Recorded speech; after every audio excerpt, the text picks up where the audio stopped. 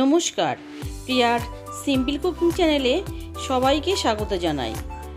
আজকে আমি আপনাদের সঙ্গে শেয়ার করছি পটলের একটা রেসিপি। দেখুন, এখানে আমি পটলগুলোকে ছুলে দুদিকটা কেটে নিয়েছি। আর নিয়েছি কাজু, চারমগজ, কাঁচা লঙ্কা ভিজিয়ে রেখেছি। এটাকে একটা পেস্ট করে নেব। এবার একটা কড়াইতে আমি তেল দিয়ে দিলাম। তেলটা যখন গরম হয়ে যাবে তখন আমি পটলগুলোকে সব দিয়ে দেব।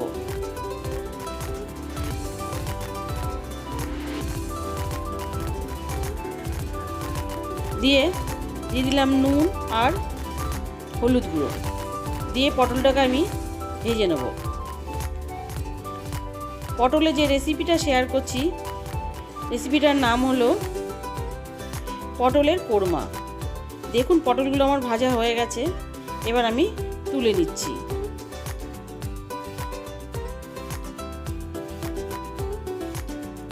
পটলগুলো সব তোলা হয়ে গেছে। ওর মধ্যে আমি আরও একটু তেল দিচ্ছি। আর এখানে আমি রিফাইন তেল ব্যবহার করছি। দিয়ে দিচ্ছি তেজপাতা, শুকনো লঙ্কা আর এলাচ। এলাচগুলোকে আমি ফাটিয়ে দিয়েছি। দিয়ে একটু ভেজে নিয়ে এবার এর মধ্যে দিয়ে দেব পেঁয়াজ। এখানে আমি একটা বড় সাইজের পেঁয়াজ নিয়েছি। এবার পেঁয়াজটাকে আমি কিছুক্ষণ ভেজে নেব। খুব বেশি ভাজবো না, যখন ব্রাউন কালার হয়ে যাবে ততক্ষণ পর্যন্ত আমি পেঁয়াজটাকে ভেজে নেব।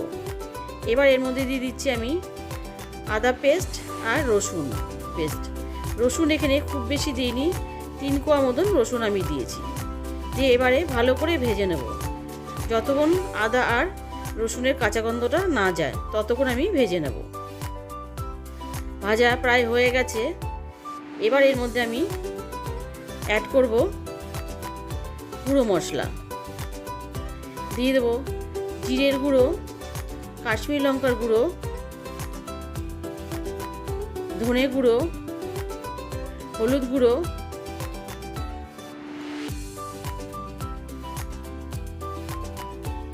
দিয়ে দেবো সামান্য একটু জল, যাতে মশলাটা পুড়ে না যায়।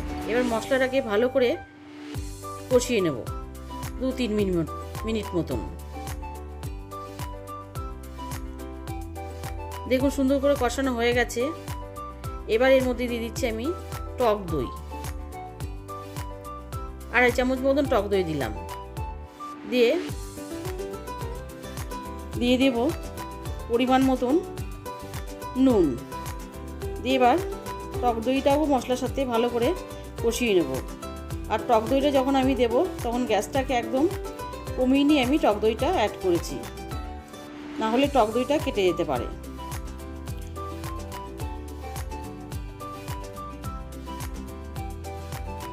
দেখুন, সুন্দর করে কষানো হয়ে গেছে।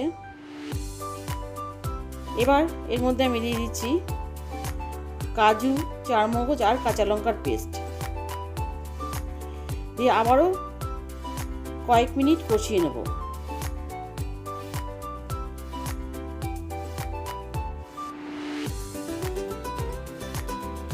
কিছুক্ষণ কষানোর পর এবার এর মধ্যে দিয়ে দিয়েছি আমি কস্তুরি মেথি।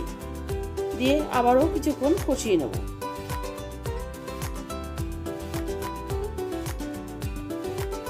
দেখুন, সুন্দরভাবে কষানো হয়ে গেছে।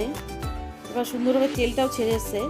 এবার আমি এর মধ্যে ভেজে রাখা পটলগুলো সব দিয়ে দিচ্ছি। দিয়ে পটলটা ভালোভাবে মশলার সাথে কষিয়ে নিচ্ছি।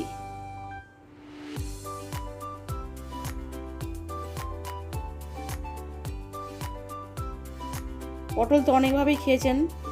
আমি যেভাবে রান্না করছি একবার রান্না করে দেখবেন, খেতে দুর্দান্ত হয়। এবার এর মধ্যে আমি দিয়ে দিচ্ছি পরিমাণ মতন জল। মিক্সারটা ধুয়ে আমি জলটা এখানে ব্যবহার করেছি। জলটা দিয়ে ভালো করে পটলের সাথে মিশিয়ে নিয়ে এবার এর মধ্যে দিয়ে দিচ্ছি আমি 2 চেরা কাঁচা লঙ্কা। আর দিচ্ছি পরিমাণ মতন চিনি। চিনিটা দিয়ে এবার আমি ঢাকা দিয়ে 5 মিনিট মতন রান্না হতে দেবো, যাতে পটলটা ভালোভাবে সেদ্ধ হয়ে যায়।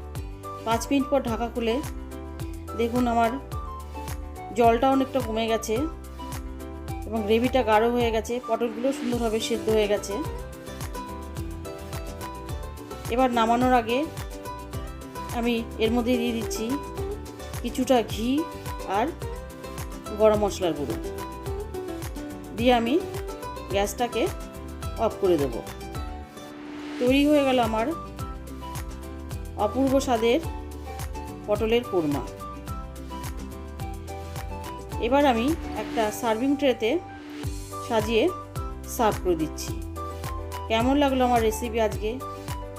ভালো লাগলে লাইক করবেন আর আমার চ্যানেলটিকে সাবস্ক্রাইব করে আমার পাশে থাকবেন। ধন্যবাদ।